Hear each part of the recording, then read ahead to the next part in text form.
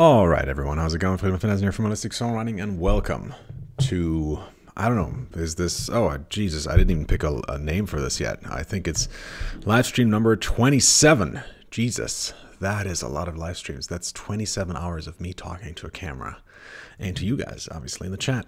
So, how's it going, everyone? Let's start this off with a little video. Live! Boom! Smooth as a kite. Is that something people say? I don't know. How's it going, folks? Freedom of Asnir, and it is Monday. It is the Monday after my latest album series, which means I am pretty, what's the word? Just tired as hell. It's been a crazy one as well. Last week was really intense. Like the last month actually was really intense, because Jenny came over, we wrote some songs together, and then the next day I had to start, like I had done the research for the artist series beforehand, but then it was still a lot of work. I had to make another YouTube video for Wednesday, and then write and film and edit the artist series and make the animations for it. And then Saturday I went to a meetup of some game designers for the Holistic Songwriting board game, which turned out really well. I learned a lot about my game, got some really great feedback and some great advice. So that was really fascinating and a lot of fun to meet other game designers. And man, that was really a blast. But it was, man, crazy week, crazy month really. So I'm kind of glad. I'm just kind of like winding down after all of that stress. And so it's nice to be on here. Hopefully I can give you guys some good answers today. Hopefully my mind is not just gonna blank all the time. We'll see how it goes. All right, guys. All right, who's chatting here? Oh, right, Blue and Me is on, which is nice because I haven't seen you in a while. Kai Ellis is back. How's it going, dude? D Bruce from Stuttgart, nice. And then it's Dan who says hi. What's up? Robert Albaugh says hello. Albaugh. Owen Severin says, hey, can we hear the latest version of the Schlager pop song? Says D. Brew. I'll talk about that in just a second. Yeah, before we get going, one more thing, guys. Could any one of you please just protocol the timestamps for the questions here? So, and post them in the comments after this video is done.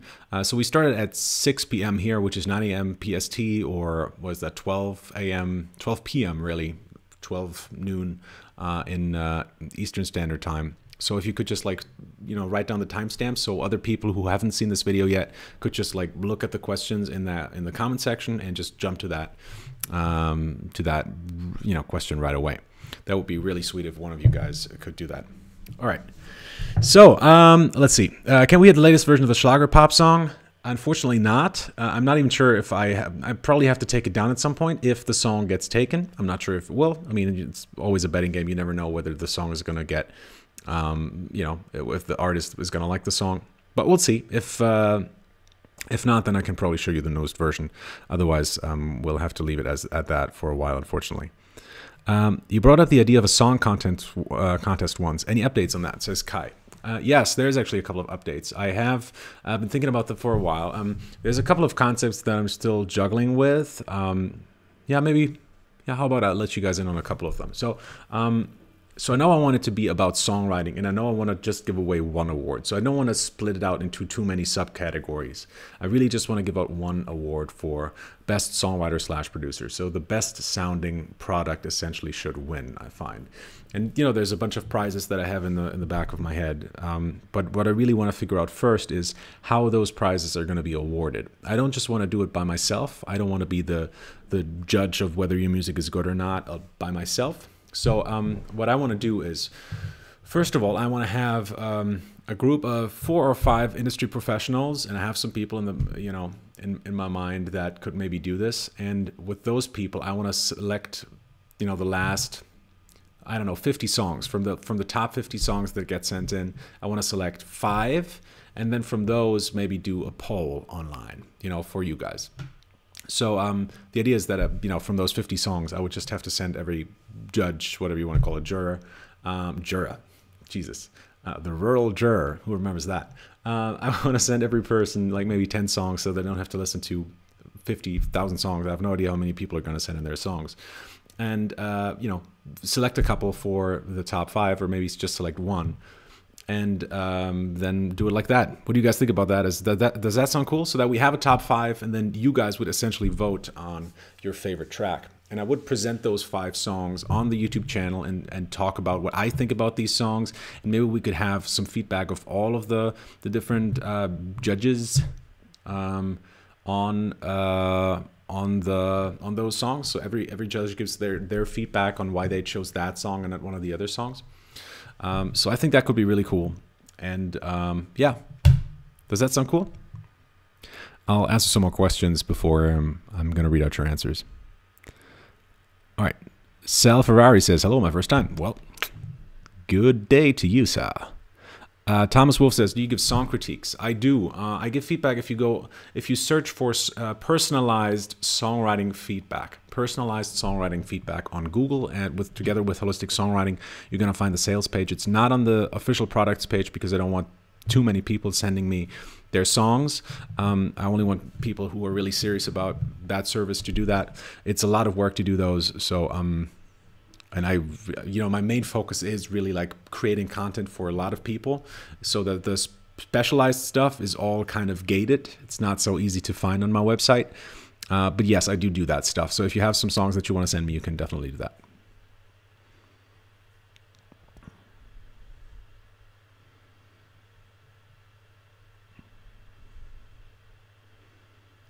All right.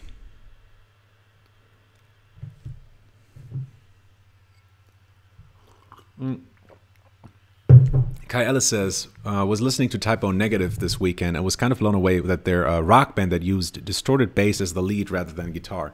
Thoughts on that kind of arrangement? Yeah, distorted bass is getting bigger and bigger.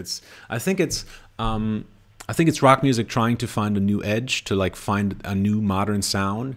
Rock, you know, Muse did it for a really long time. You know, I just did an episode on them, so that's the first band that comes to mind. But they have a lot of songs where the bass plays a really integral part in the song. And coincidentally, all of the bass parts were written by Matt Bellamy, the songwriter and guitarist of Muse. So I guess that's probably where that comes from.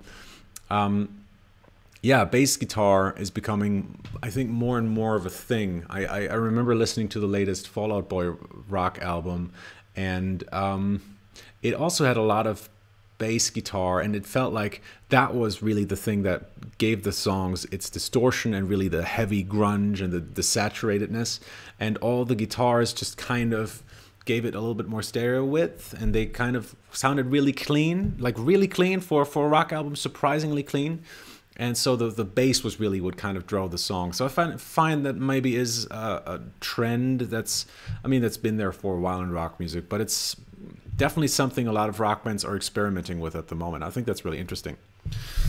And it's a really great kind of arrangement because it frees up all of that arrangement space for your vocals, right? The big problem with guitars is, electric guitars, is that they have the same frequency, frequency peaks as the vocals. Around like 1 to 3 kilohertz is where the vocals sit.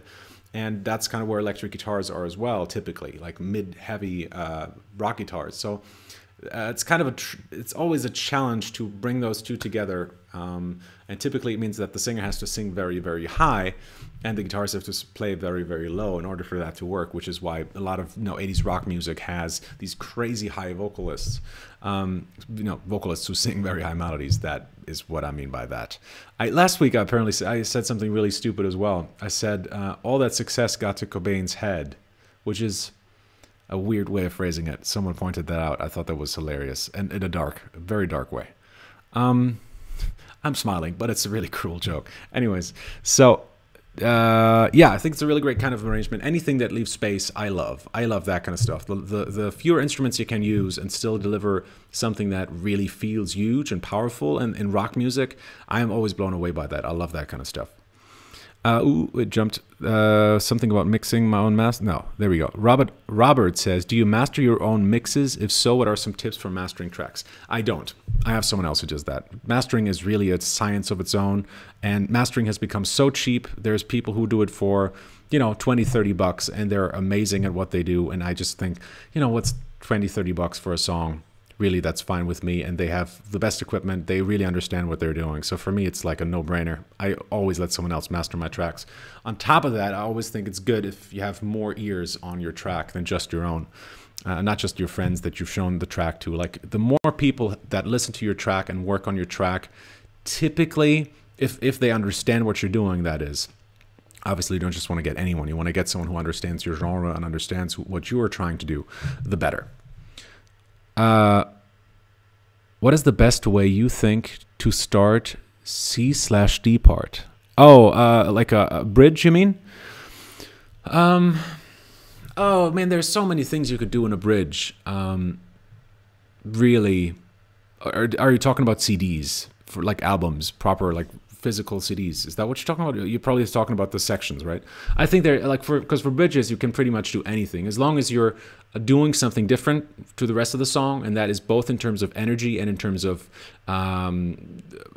one other musical thing. So maybe chords, or maybe key, so you could change keys, or maybe melody, that, you know, the melody does something completely different, or maybe lyrically, but there has to be one other thing. But the energy is really crucial. You definitely have to hit some other energy level for that bridge to work, typically, which is something I go into detail on the Addiction Formula, my book. So if you're interested in that kind of stuff, that's definitely, you know, what that whole book is about. So yeah, it's a really complicated subject. I don't want to talk about it too long here because it's all out there. All right. D. Brew says, how about a live brainstorming / song project with you as the leader / teacher to let your viewers learn by hands-on? Yeah, that's kind of what I'm trying to do with the Hit Song Architect, actually. I mean, it's not live, so that maybe is the next step for me, to do that, all of that live. But I'm slowly getting used to the idea of actually writing music on YouTube. And it is scary, I'm not going to lie. I find it real, because you know, YouTube is very critical, and being a songwriting teacher, there's a whole another level of responsibility, so to say. Like, if I'm writing anything that's not amazing, people are really going to hate me. So that's kind of, it's kind of a fear that's in the back of my head. It's not going to stop me from making those kind of videos, but it's always a very tense, kind of very stressful experience to do something like that. Every time I put something out where I show myself in the process, is always difficult for me, but I think it's important, so I will do it. I want to make that clear, but it is so I hope I will do that at some point, and I have some more sharing my songwriting process with you guys projects planned for the future for this channel. So yeah, Fetty Music says, sounds great, I would consider participating. Cool. Frank Ocean Artist Series, says Thomas Wolf. Yeah, Frank Ocean has been suggested pretty much from the first episode onwards. But since I'm really doing rock music right now, I feel like that ship kind of has sailed. So I'm not sure if I will go back to pop music or R&B music that quickly. I'm not sure. Maybe. I'll never say no. But it's not in the near future for sure. Shock says, hey bro, how was your day? Glad to have you back. My day was good. I finished, I think, 4 or 5 more episodes, like editing those episodes. I'd already like written and recorded them. So yeah, a productive day today. Everything Music says, what's up bro? Love your work. Thank you so much. Love your comment. Kai Ellis says, love that concept for the songwriting contest. For me, really the value to me too is how much it motivates us to get some work done and submit it for feedback. The prizes are secondary as fuck. Haha. Haha! As I imagine how you say that. Sort of a pirate kind of thing that just got an idea. Haha! Shock says, why do artists sometimes make the flow melody of their vocals and instruments the same?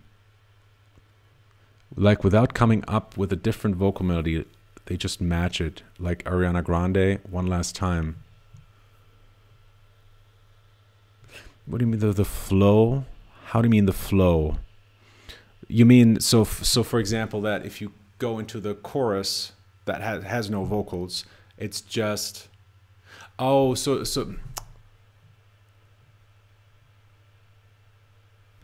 you mean you have, I'm trying to think of Ariana Grande's song. So you mean you have like the main vocals and then the instruments play along that same melody? Is that what you're talking about?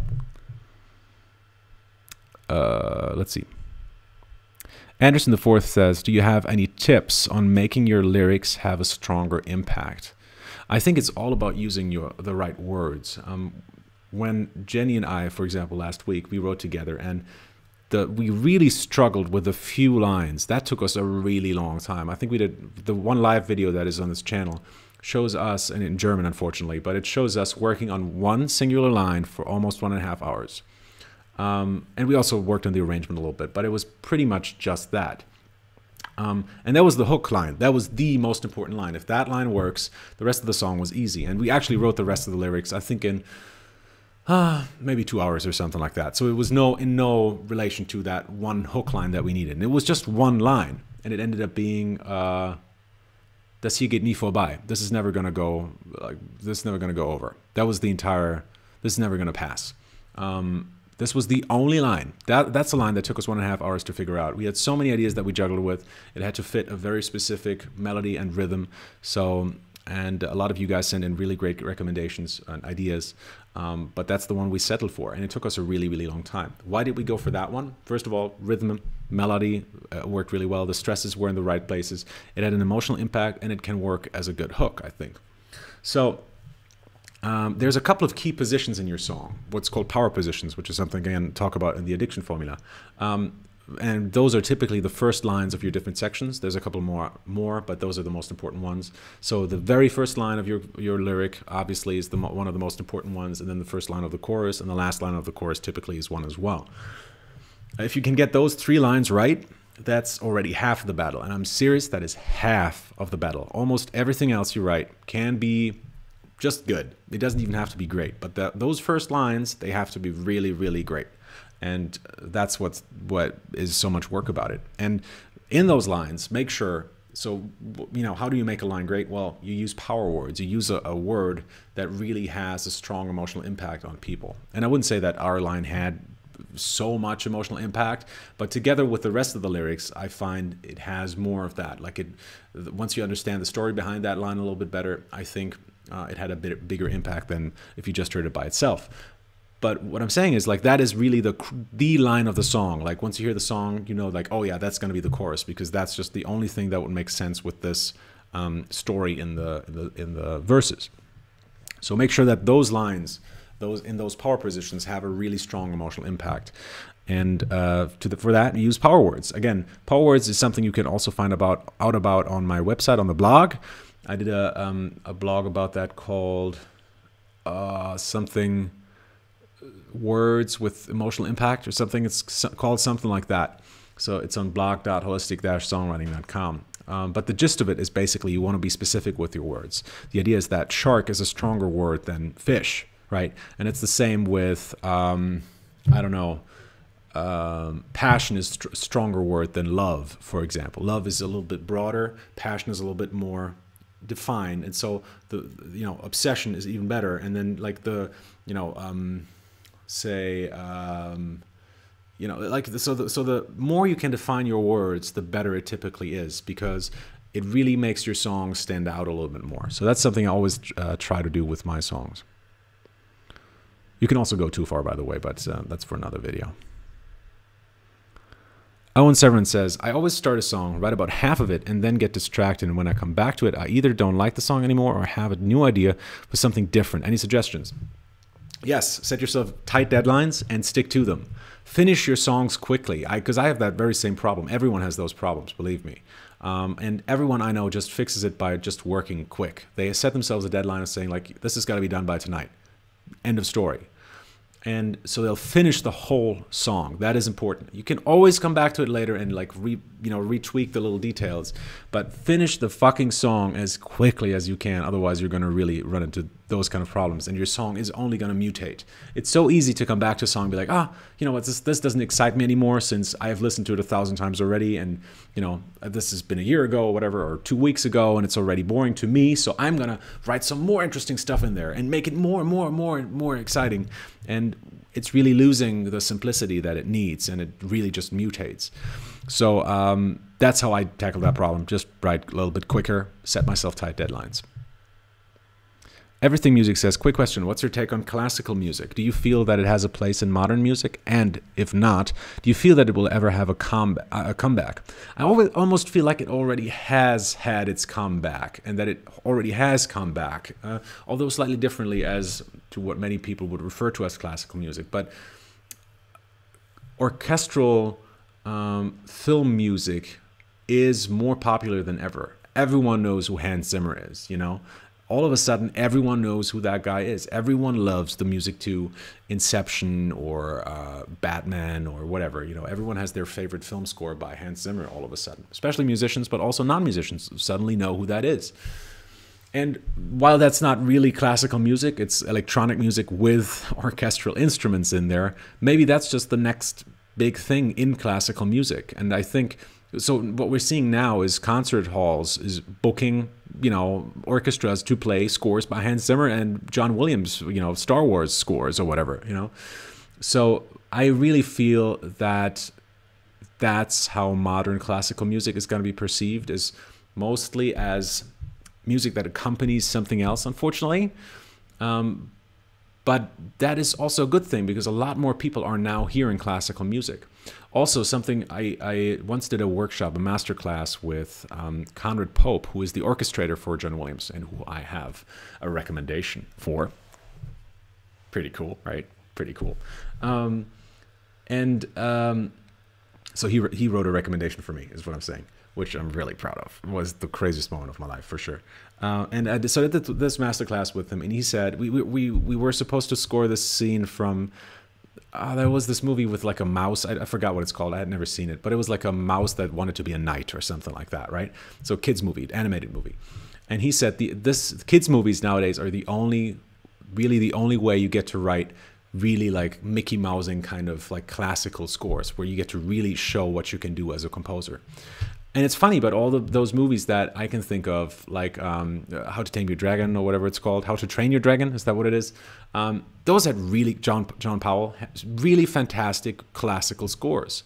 Obviously, they're a little pop. There's not too much crazy harmonies going on. But those are pretty great scores. And all the Spielberg movies, which always have a family kind of vibe, always fantastic scores. Obviously, it's John Williams. But then you got, Alan Silvestri always writes these beautiful scores now for pretty much only for family movies like Polar Express and stuff like that. So I feel like it actually is really exploding right now, classical music in some sense, just not in the true classical sense. It's like it's a new form of classical music, mixed with electronics and all that kind of stuff. So that was a quick question, but not a very quick answer. I'm sorry. I'm a drummer that wants to write songs, says Sal Ferrari. I'm familiar with keys, but not good enough to improvise. Should I build up my piano skills first, or maybe start with smart instruments, e.g. GarageBand? I think, learning an instrument is always a great thing. And I would recommend, it depends on the kind of genre you're going for. If you're going for, say, jazz, R&B, what else? Pop music, yes, depends on what kind of pop music. I would say start with piano. And if you're interested in rock music or alternative, indie, all that kind of stuff, I would really recommend you start with guitar. Or bass guitar is also fine, although guitar is a little bit easier to learn, and it's easier to go from guitar to bass than the other way around. So I would say start with guitar, and you can always learn bass later. That's kind of, I wouldn't say it's easy. Bass is a very challenging instrument on its own. I can tell I have a bass guitar upstairs, and I'm not a very good player, but I'm a fairly good guitarist, I would say. But the transition is definitely going to be easier that way around. So it really depends on what kind of genre you want to write in. Oh, right. It jumped again, so I'll have to see where we were. Let's see. Thomas says, my favorite song lately is Wait by Maroon 5. I think the top line is amazing. Have you heard it? What do you think of it as a song? How would you go about writing the chorus vocal run in the song? I haven't actually heard it, but I'm a big Maroon 5 fan. I think I have 5 of their albums. I don't have the new one, and I haven't listened to it much. I only heard that. I think I heard 2 lead singles off of it and didn't like them very much, but I really, really love their older stuff for sure. and it's not old, but like I think they're just a really smooth, very great R&B band. I called Fall Out Boy the Maroon 5 of rock, and so the opposite of that is I call Maroon 5 the R&B version of, or the pop version of Fall Out Boy. So, and I like both bands quite a lot. Superman13 says, hey, as a songwriter and someone that works for themselves, I assume this is your job, it is. Do you have any tips on staying motivated? I love songwriting and producing, but even so, sometimes it's hard. Yeah, it is fucking hard. It doesn't get easier, especially if you're surrounded with music all day, which I'm not right now, because really I'm focusing a lot on the YouTube channel and holistic songwriting and helping you guys reach the next level. But I remember a time where every day was literally just music, and it can really go to your head, you know, and no, that's not how you say that. What I meant to say was, it really can get on your nerves after a while. And I remember like long nights where I just didn't listen to any music, and for a really long time, and still actually, I don't listen to a lot of new music, just because it's like really, I listen to so much music every single day. And since I have a very analytical mind, as you guys know, for me it's very difficult to turn that off. So whenever I'm hearing new music, I'm instantly analyzing. There's very few pieces of music that come out that really help me turn off and really just get to enjoy it. One of the few songs that did that was Attention by Charlie Puth, which I've talked about before. But I think that bass riff and the chorus is just so fantastic that really just like turns off that part of my brain, and I just like really get to enjoy that song. At least I did for the first listen through. After that, it was a little bit more difficult to really turn that off, and then I was really all over that. But anyways, so motivation. Sorry, I kind of drifted off here. Motivation for songwriting. It's really a matter of just doing it, unfortunately. It helps to set yourself goals, very strict goals, saying like, hey, this has to be done then and there. And there's a great saying, I forgot who said it, but it's something along the lines of the really smart people make themselves plans, and even smarter people never stick to those plans. So that's kind of how I've been handling it as well. I have plans for, you know, I've planned through the next 3 years essentially, and how much of that I stick to is probably maybe 5 to 10%, something like that. But I have plans for everything, so I always know where I'm going, kind of what my general idea is of what I want to do. Just how exactly I do it eventually might turn out completely different. Typically, I find something that I like even better, that motivates me more, that I find it more interesting. And that's a big part of it for me as well. I get bored by creative work very quickly because, you know, creative work has to inspire me. And if I just feel like I'm noodling off some lick or just finishing a song for the sake of finishing it and it's not fun, I have to find ways to keep myself engaged and to inspire myself. And inspiration really is my biggest motivator. And so I just try to, as I said, I have plans. I know where I'm going generally, but I try to spice it up by doing things I didn't expect when I made those plans. So like the board game, really wasn't expecting that to like pop up in my life. So if you don't know what I'm talking about, I'm making a board game about the songwriting industry and about the market essentially. Right now, which I want to release through holistic songwriting as well. Hopefully next year, possibly this year, probably not, probably next year. And that was just kind of like an idea that I had, and immediately I was like, oh man, this is the coolest idea. I know exactly what this has to be like. And all these ideas started coming to me, and it really was this really inspiring thing that really motivated me to push forward there and to work on that really hard. And so it's things like that that really keep me going. And I follow my instincts. I always follow my instinct. That's another important part of it. I found that even if I think this is not gonna, why would I do this? This is probably the stupidest business move I could make right now. But if I feel great about it, if I feel really inspired and enthusiastic about it, I will always follow through, because I've learned that you can learn from those experiences. You can always learn from those experiences, and sometimes that enthusiasm can be infectious as well.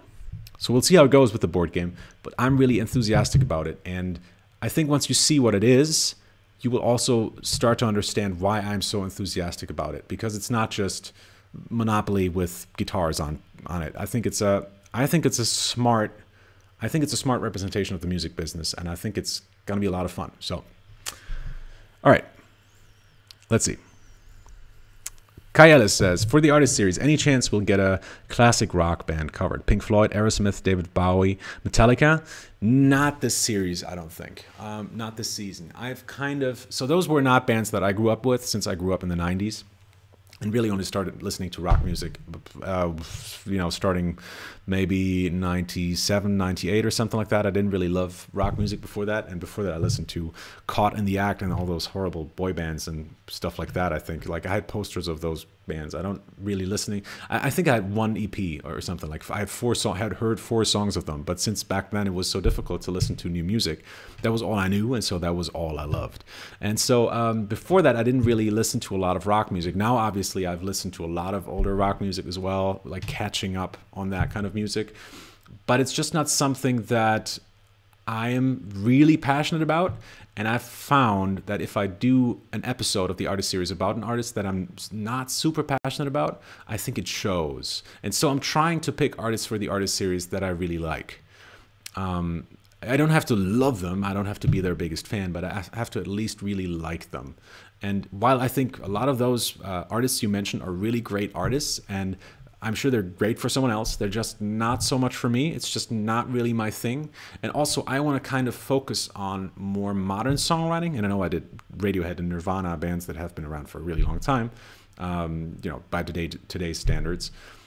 I find those have more of a contemporary vibe. And the thing is, a lot of YouTube channels are doing those older bands. A lot of YouTube channels are doing the Beatles and Aerosmith, Pink Floyd, whatever, Metallica.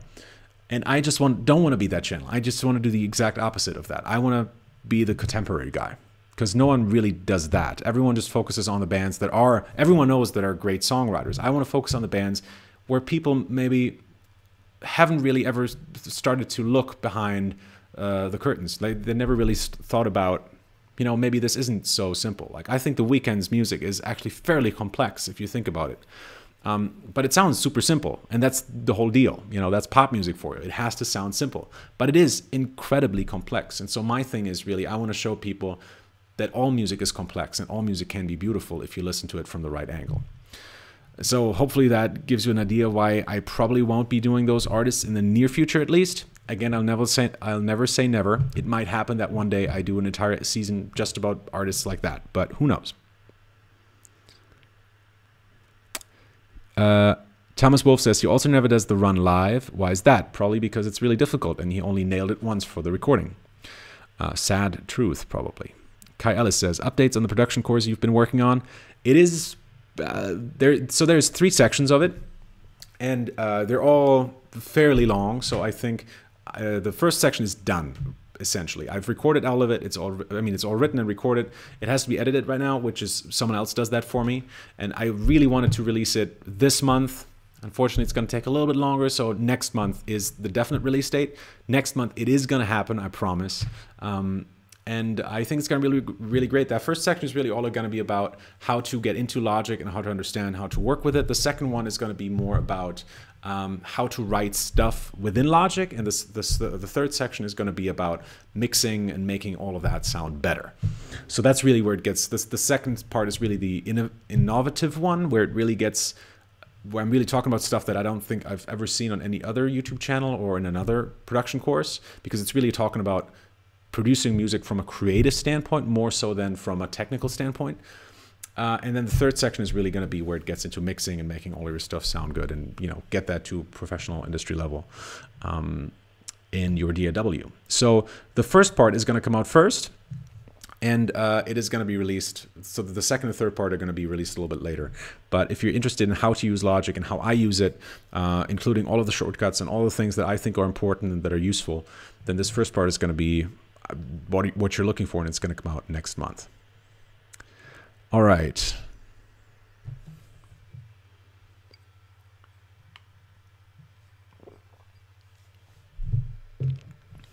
Mtella says, I remember this nice brainstorming last week in the live stream. It was a great experience for me. Thanks again. Thanks to you, man. You had some really great tips for us, Martin. Oh, it jumped. What's it say? Ethan Young says, live songwriting with audience, instant songwriting. Yeah, sounds good, right? Tony Atkinson says, what do you think about Whiplash? You mean the movie? I love it. It's one of my favorite music related movies. I think it's absolutely fantastic. It is so good. I've seen it, I think, 2 times in the movie theater, and I think a couple more times at home. Such a great movie, and it really reflects how I felt about my jazz studies. It wasn't as extreme, of course, but it felt that extreme. We had some teachers that were just really strict with us, and it really demotivated me from ever playing guitar again, I must say. So we had some teachers, for example, I remember a band coach where, you know, the drummer counts in 1, 2, 3, 4, and the band coach goes, stop. You're not in time. And so the drummer goes 1, 2, 3, 4, and he goes, stop, still not in time. And so for 45 minutes, he lets the drummer count in front of everyone. Everyone else is just waiting for the drummer. What a shitty kind of thing to do. So that's something I remember. Another thing where one of the band coaches asked the guitarist, and luckily it wasn't me, but it could have well been me. He asked him, how much do you practice every day? And he says 6 hours, which was true, and I knew him. And so the band coach, instead of saying, oh, that's great, okay, then don't worry about it. You're going to get there. Instead of saying that, he says, well, you should. You have to. That's all I'm going to say about that. Ethan Young says, there are plenty of fish in the sea, but you're a shark to me. Boom. Cool line for a love song. Owen Severin says, sorry, I typed question out twice. You skipped it at first, so I thought I didn't say it. That's fine. Ethan Young says, what do you think of writing multiple songs at the same time to solve the dedication problem of songwriting as mentioned by Owen? Yeah, I do that too. I usually, when I'm in writing mode, I typically have 2, sometimes 3 songs that I'm working on at the same time. 3 songs is already kind of stretching it, I find. 2 songs is I'm fairly comfortable with. With 3 songs, I start to get nervous a little bit. I get fidgety a little bit. I've noticed that because I feel so torn between stuff. When I'm writing on one song and my brain is busy with the other song, that I have found can be really counterproductive. So 2 songs for me is the sweet spot, I found. But yeah, writing on a couple of songs at the same time is definitely good practice.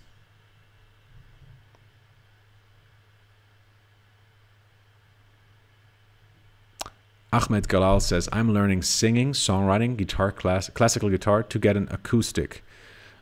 Summer is coming. Do you think winter is coming? Summer is coming. Do you think work 3 months for a mic and decent guitar, or focus on music to improve and these come later? I would say the second. Focus on music to improve yourself. If you have a choice between, usually you don't. It's never a choice. You can do both usually, but if it's ever a choice between buying better equipment or working on yourself, I always know which one I'm going to pick. And that's always going to be working on yourself, because that's something that no one can ever take from you. Guitar, microphones can be destroyed, can be stolen after a gig. They can, I don't know, they can just break, you know, or you figure out that, I don't know, strings can break, whatever, stuff happens, you know. No one can ever break you and your skills. So it's always going to be that for me. Luis Sapiola says, hey man, I'm here again watching your live stream, which is awesome. Thank you so much. What is the best way to get feedback before releasing a single? Obviously, it's going to be through my website. I said this already. If you want feedback through me, you can just Google personalized songwriting feedback on Google, and holistic songwriting, type that in as well. You're going to find my page. And the best way to get feedback is really, really tricky. You need people that are good at giving feedback. It is a really challenge. It's very, very difficult to give good feedback. And I actually did a YouTube video about that yesterday, actually, I think yesterday or 2 days ago, just before I was finishing up the artist series. I had a thing that was on my mind so much that even before finishing the artist series, I had to film this video, and I wrote and filmed a video in a couple of hours. It's a subject that's really personal to me, and part of it is about giving feedback. I'm still not sure whether I'm going to release that episode, because it is a very personal episode. And I don't know if it has a place on holistic songwriting. I'm not sure. I'm still pondering it. I think it turned out as a really nice episode, but as I said, it's very personal. Anyways, giving feedback is a really big challenge. And for me as a teacher, especially, of course, it is essentially what I make a living with. I want to be able to give really great feedback to people that not only helps them with the song, but with their entire songwriting, with their entire craft, right? And I also really don't want to demotivate people. So it's gotta be finding a mix of people some of which are, you have to always understand whenever you're seeking feedback that your song can only get better, and that whatever happens and whatever anyone says, it's for your own good and it's going to help you become a better songwriter. And that's something you really have to keep in mind with a lot of people, because some people really give very negative feedback and they're very adamant about their negative feedback. And even if you explain to them what you had in mind, they're still going to hammer on about why your song is bad. And that can really demotivate you. And I know from personal experience how hard it can be to take a beating in terms of feedback. So I think you need both. You need people who can really build you up, who tell you your songs are great, amazing. And you need some professionals who understand what it is that you're actually doing, who understand the songwriting process, that can give you really good, positive, great feedback in terms of saying something like, you know what, how about you try this here? Could you try that out? I don't know. Maybe I think it could sound really cool. If it's feedback like that, which is only constructive, it never really tells you, or maybe they say something like, so phrases that I often use when I give feedback are phrases like, so this here doesn't really work for me. And that to me, I want to say it doesn't work for me. In my experience, I had this experience with it. And I often talk very emotionally when I talk about songs, when I give feedback. And I just tell people what I was feeling as I listened to it for the first time. I was like, you know, this section here, I was really confused by. And then I typically go into why, like I typically listen to that section a couple of times and try to figure out why it confused me and then tell them what it is that confused me. But I always try to tell people how it made me feel. That's, I think, the crucial part, more so than technicalities, because that is not what people really hear out in the real world. What they hear is, do I like the song or do I not like the song? Does it make me feel good or not? So I always try to tackle it from that kind of perspective of how does a song make me feel and how can I convey that to the songwriter, and how can we make that feeling more precise so that more people will feel that way that the songwriter wants them to feel. So yeah, I don't know if that's an answer to your question, but try to find a good blend of people that understand what you're doing, and people that will give you positive feedback as well. People that will just tell you that it's great what you're doing, because you need those too. As you know, it's maybe a silly thing to say, but I think we all need a little bit of applause in our lives. It's really tough to release songs if all we ever got for it was just negative feedback and people telling us, oh, this could be better, this could be better. We sometimes need people who tell us, hey, man, you're doing a great job. This is really cool. This already sounds really professional. Even if it's not, even if we know ourselves, like, oh yeah, I know, but I think it's cool. I'm happy that that person said that, but still I know it could be a little bit better, and that's what we need professionals for.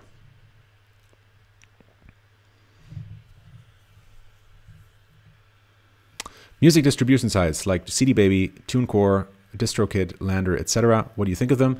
Which is best? What should we watch out for? Says Ethan Young. I've used CD Baby in the past and was very happy with it. I'm also a big fan of Derek Sivers, who have written, you know, we've had some email. Yeah, we've sent back and forth a couple of emails. I've read his book. I'm a huge fan of that guy. I know he doesn't own a CD Baby anymore, but it's his baby. Well, TuneCore I don't have any experience with. DistroKid we actually tried for an EP, I think, with an artist, and I mean it just works. That's kind of all. Lander, I know some people who use it. So yeah, I mean it really depends on what you want to do, but I think they kind of do what they say they do. You know, like if you want to get on iTunes and Amazon or whatever, yeah, I mean there's no harm in using those sites. I think they do what they say they do. Dan says, what is your favorite song that you wrote? I ask myself that all the time. I think there's 2 or 3 songs that I've written that I think are actually really great, that I'm really, really proud of. There's one that's like a trip hop kind. There's a lot of songs that I really like, but there's only a few where I'm like, this could have commercial success.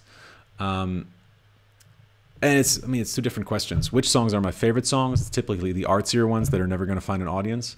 I wrote a song called Hum, H-U-M, which you can find on my SoundCloud page. If you search for Friedemann Findeisen Hum, you're probably going to find that. That is one that I really liked, even though the production is a mess, because I was just beginning to understand what production can, like how production works in songwriting.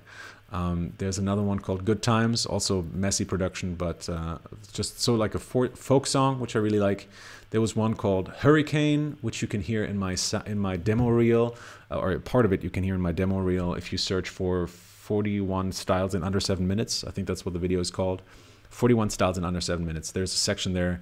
And then you hit me like a hurricane, shake me like an earthquake, shake me like an earthquake. That section there, that is one of my favorite songs. I wrote a Christmas song called You'll Never Guess, which you can also find on my SoundCloud page, that I think turned out really nice. It's a commercial Christmas song, and it sounds very Christmassy, and it makes me feel good. Whenever Christmas comes around, I put on that song, and I like to listen to my own song, which is a rarity. Especially because it is so happy. And it was a really challenging write because I had never written anything happy before at that point when I wrote that song. And I think it turned out really nice. So those are probably the songs I like best. I wrote some classical music that I really like still. There was a one that was called Sam's Theme. I think that was a pretty beautiful piece of music. Yeah, so there was a bunch of things, and then there was a whole lot of crap. I mean, 95% of what I've written in my past has just been pretty much crap, unfortunately. All right, any chance on J. Cole for an artist series? He's personally my favorite writer, even though his genre is completely different than mine. Again, never say never. Not in the near future, though, I think. Thomas Wolf says, how old are you? I'm 28. Anderson Forth says, the Hollywood energy curve you taught is used in BuzzFeed's #1 food versus 1,000. Sorry, the Hollywood energy curve you taught is used in BuzzFeed. So he's talking about the addiction formula here. Is used in BuzzFeed's $1 food versus $1,000 food. 3 travel scenes as verses and a bridge, then 3 restaurants as a chorus. It's so successful because of it. It's so successful because of it. 10 million plus views.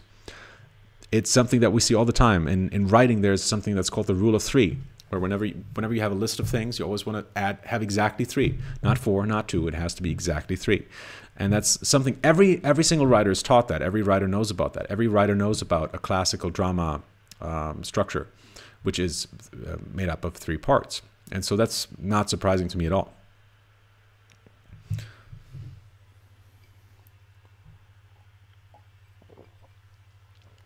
Thomas Wolf says, any advantage to diverting production duties to someone so I can focus time on songwriting, or is it better to hone production skills? Basically, should I get the production course?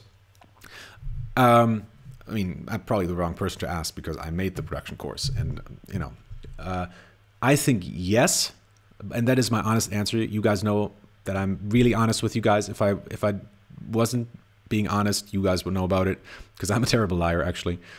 I really think so. I think production is something you should get into as quickly as possible and as early as possible. And you can really train your songwriting with your own production studio very well. I think you should still write on guitar and still work on your songwriting skills without the computer at all. But the computer can really help record those ideas and put them into a form that people will want to listen to. You know, because if you just have a really shitty kind of tape of yourself where you just, you know, playing guitar and singing, that's not going to give them the same experience as listening to Lady Gaga's latest, you know, record, which is produced by, you know, some of the best producers in the industry. So, and since obviously you could outsource it, I always found that kind of difficult because I always knew what I wanted to sound like, and I've never really found people that got that sound. So I like to be in complete creative control, so I like to produce my own music, and I also think it's so much fun, and it's a really easy way to work. It gives you instant gratification because you immediately hear what you've written, and also there's something to be said about, this is a weird phenomenon. Let me know if you guys had that same thing in your lives, in your songwriting lives. Whenever I play something on guitar and I sing along to it, it might feel really great, but if I record it and listen back to it, I'll often think, you know what, that is too busy. It's just too much. Or when I'm, you know, writing a song and I have like a track built already, and I'm trying to think of a bass riff, and I'm playing that bass riff along, and it feels really great. And I feel awesome at it. It just seems to glue really well. And then I record it and listen to it. And I'm like, oh wow, that's just way too much stuff. Way too much stuff. I have to take all of that back out again. is something that I've experienced quite a lot. And that's something I find production helps with a lot as well. Like, it really helps you learn how production and arrangement works, essentially. So I'm really happy that I got into production, and I wish I'd gotten into it a little bit earlier. And the course really, I don't think it's going to take anything away. I think it's only going to give you positive things. I think it's only going to help. It's only going to contribute to what you're already doing in terms of songwriting. So I'm really happy to be able to answer that with a very confident yes. I think it is going to help you, and I think it is going to be a good buy for you. Not a good buy, but like a good thing to buy. All right. Lou Sapiola says, thanks for your answer. What do you think about E-Mastered? Is it worth it? Never heard of it. Sorry, can't answer that question. Azat Shazed says, hi, how have you been? It's been a long time. I haven't attended these sessions. Is writer's block real? If it is, how to work out of it? That's one of those questions where whether you think it's real or not, you're right. If you think writer's block is real, you're probably in one. And so I refuse to believe that writer's block is real. Whenever I'm in a phase where I can't write music, I'll just relax and I'll just play video games or, do something completely different. I'll just distract myself with something and tell myself, I'm just relaxing. I had a really stressful time writing whatever I did or, working on this and that. I just need a phase where I can just relax and just do some other stuff. And that always works for me. If I just focus on some other stuff, the ideas will come. It's just when I'm trying to force these ideas that it usually doesn't come. Now, there's another kind of writer's block, if you want to call it that, where you get stuck with a song that you're currently writing on. In that case, I've also found it helps to just leave it be for a while and then come back to it later. But if you're under pressure, if you have a deadline, that's not so easy. And in those cases, you just have to push through. And sometimes that does work, where you just keep working on something until it really does work. I found that a lot with classical music for me. A lot of it really was just like trial and error. I just kept trying until it worked. And I just tried out different ideas. I had no idea what was going to work. And I kept trying, did that one. And eventually one would stick where I'm like, oh yeah, this one sounds cool. Finally I have something that works with both the idea of the film, with the idea of the scene, and with the music as well. So that's kind of my 2 cents worth on all of that. Does that help you? Hopefully. Thomas Wolf says, do you believe in selling your soul to pop or selling out or opting for mainstream? Thoughts and opinions on the stigma? I think that is really a thing of the 90s. I don't think we have that anymore.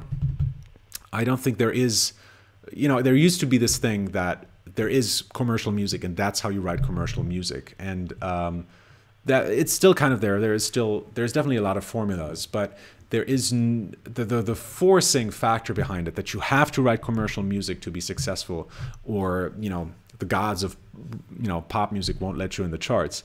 I think that really has changed a lot with YouTube and, social media platforms, where we get to release our songs when we want to release them and in the way that we want to release them. And so we have some songs in the charts, like, Ryan Macklemore and, those kind of peoples. Macklemore and, what's his name? Yeah, you know who I mean. That now are really successful, that are completely indie. They came out of nowhere. It just kind of did their own thing. And I think that's fantastic. So I don't think there is such a thing as selling out anymore. There used to be, for sure, in the 90s and stuff, where really the record labels ruled the world of music. But I don't think that's any longer true. So from what I can tell, and I watch a lot of documentaries on pop musicians, none of these people feel like they're really selling their soul. To me, it really seems like they're making the music that they want to make. That's really what it feels like to me. I've never seen a documentary where I felt like, even Justin Bieber or artists like that, where we have all these bad, what's it called? What's the word I'm looking for? These ideas about that they're just doing it for the money or whatever, or for fame. I mean, that might certainly be a factor, but you don't get the feeling that they don't love making music. It really feels like they love singing. They love performing on stage.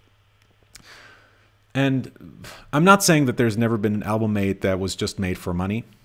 But I really do think that if you made it to the top, if you got this far, you cannot get to the top. You cannot get this high on the charts just with luck and through with a business plan. You need the passion. You need to be so enthusiastic about music. You need to love it so much that you're willing to force through all the difficult bits. And there are difficult bits for everyone, All right. Oh, damn it. It jumped again. Where were we? Have you ever written something for someone really well known, says Owen Severance. I have, but, well, those are usually German artists, so not really someone who you would know. Did I ever write something for an American artist? I did a couple of pitches for American artists, but it maybe because I'm a German producer, maybe I don't have the right sound for it. I don't know. Yeah, but I wrote some stuff for Leona Lewis a while back, but unfortunately it didn't get taken. That was a really weird story as well. But anyways, Ethan Young says, also did a lot of film music and documentaries for a really long time. So I haven't been really in the songwriting industry for a while, or I hadn't been. Now I have been again, of course, but for a while I really just did film music and games music and stuff like that. Let's see. Speaking of getting beat during feedback, mind if I send you a finished theme song I wrote, says Ethan Young. Yeah, you can do that. But please do it through the personalized songwriting feedback page I was talking about. Tips for getting better at mixing, says Tom Hawk. Yeah. I mean, so many things. Mixing is just a whole nother universe. Just saying like, oh yeah, I mean, just, do this with the fader or whatever, and just use this plugin is so totally ridiculous to me. And watching those videos of people saying like, I just got this plugin and it makes everything better. See, I turned it on, now the song is great. That's just not how it works as far as I'm concerned. Mixing is really just doing a lot of small things to make the whole thing sound better. One thing I maybe could mention this, connected to this, is when you're using effects, dial it in pretty hard so you can hear what the effect is doing, and then dial it almost all the way back so it's just adding a little edge to the thing. With effects, anything that really drastically changes your sound, like choruses or what else?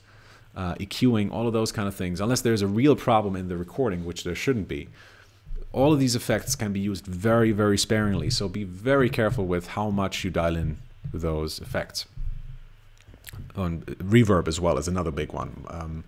I know a lot of people who, like especially beginners, who like to use way too much reverb, and I use very, very, very little reverb. And it should just be like on the edge of being there. Like if you turn it off, you would notice it. That's kind of what people say a lot, but that's how reverb should work. It should be very, very subtle. It just should give the vocals a little bit more shine, a little bit more presence. But it shouldn't feel like, oh, there's this huge reverb tail in the back. I mean, she's singing in a church or whatever.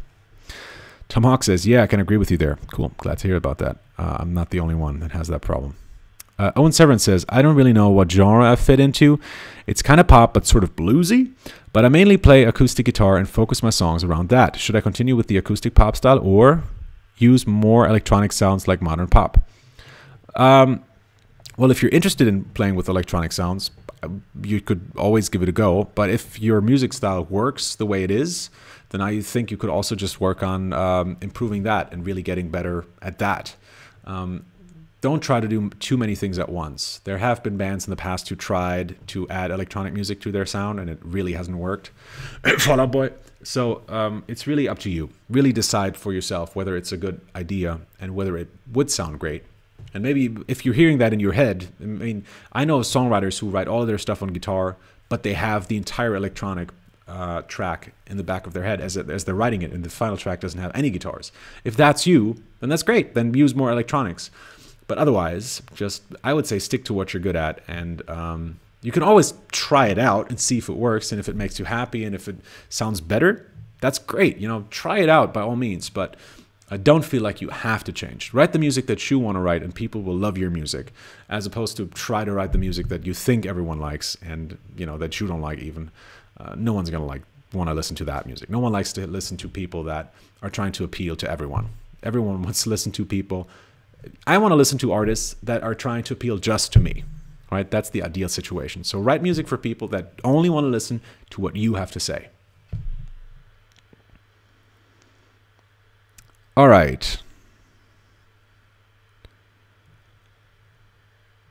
Anderson the Fourth. Okay, if we have so little time and so many questions. Jesus. All right, I'll try to go through these really quickly. Being too busy with the production is my biggest problem. Do you have any tips to avoid it? Yes, take out tracks. Mute some tracks and see what still works. Like, I mute all of my tracks at least once and see if it still works. Which course in production are you actually talking about? One of the 30-day challenges? No Fetty Music. I'm talking about a new production course that is coming out this month. Next month, in May, which is going to be essentially the next big course on my website. The last one was... what was the next one? I think the last one was the Lyric Writing Master Files, right? So a long time ago. So this is going to be the next big course on my website. What is the best way to find people and start a band, says Luis Sapiola. I feel like playing open mics and solo gigs gets boring, and I can't show the potential of the song. You could start an online band with people, I guess. You could try that. That's something I would be interested in trying. And yeah, for me, that never has been such a big problem because I studied music, and so I always had friends who were musicians. So if I wanted to find a band, it wasn't too difficult to find musicians. It was more difficult to find the right people, that really understood what I was trying to do, and that we have, you need kind of a similar taste at least, so that you like the same kind of music. Yeah, so I would guess you could try an online band. You could just, I think it's also fine if you produce your own music and have like a backing track on stage. That can also work, I find. All right, quickly, let's go. That's a really short answer, sorry, but I have to go through these fairly quickly. Colin Farrell says, picked up Get More Fans on your recommendation from an earlier Q&A. Great book. I know, right? Did you read any more of it since then? Any highlights that you think are worth paying extra attention to? Unfortunately not. I've been super busy with the YouTube channel. This last month, as I said, was really crazy, but I'm really looking forward to reading more of it. Azad Shazed says, Macklemore and Ryan Lewis. That's it. Tom Hawk says, yeah, I'm loving the rise of indie artists. I'm super grateful to be alive and young in this incredible era where making money with music is actually 100% possible. It is, and I completely agree. Yeah, mixing is a lifetime of learning. It takes so many hours and years of trial and error. True. Hopefully with the production course, that's not going to be years, but maybe only months. Ethan Young says, thank you. You have been one of my favorite YouTubers due to your interaction with your fan base. Hope for the best for you. Thank you so much. Asad says, ha ha ha, the Fall Out Boy joke was funny. Well, German, what can I say? Tom Hawk says, nice. What video games have you scored? Oh, Jesus, man. There was one called, oh, Jesus. You're putting me on the spot here. Princess Diggers was one. Tank Tactics was another. This is like, it feels like this is from another life, seriously, because this was like my time when I was still studying. So this, I wrote a couple of interactive scores. What was that other one called? I wrote one for a first-person shooter. Anyways, oh man, sorry, but I'm blushing because I really can't remember. And I should remember. I wrote for a couple of movies. I remember the movies better than the game scores. I scored a film called Wojciech, another one called. I mean, I have the film in the front of my inner eye, but I don't remember the title of this. What was it called? Jagon. That's what one was called. A couple of documentary films, like for. Yeah, I'm trying to piece it all together, but it really feels like it's a different life. Azachized says, but the real question is, do you play Fortnite and how many victories do you have? I don't. I don't play anything online. If I ever play, it's got to be really something relaxed in the comfort of my own four walls. And it's usually just going to be something very relaxing. Like I love point and click adventure games where I'm just solving riddles. That's my favorite genre. Currently I'm playing Watch Dogs 2, which I think is better than people say, which is kind of stressful, but on the edge for me, so I do enjoy that still. And I just really love the theme. I love like the geeky hacking. I think that's just so much fun. Tom Hawk says, excited for your production course. When do you think it will be out? It's not dependent on me, unfortunately. I have an editor who's working on it currently, so hopefully, I think the next month for sure, but I don't know exactly when. Thank you for doing all these Q&As. They're really helpful, says Anderson the Fourth. Thank you so much. Azach Zed says, thank you so much. Keep doing these. Love you, man. Love you too. Tom Hawk says, Wojciech, good stage play. Sure is. Guys, That was a lot of talking. Thanks, Beth. Love getting in your headspace. Well, hopefully that helped. Guys, take care, and thanks so much for watching. All that usual stuff. Hopefully someone wrote a protocol of all of this, so someone can find the questions a lot easier. Hope you had a good time. Take care. So long. Bye-bye, and stay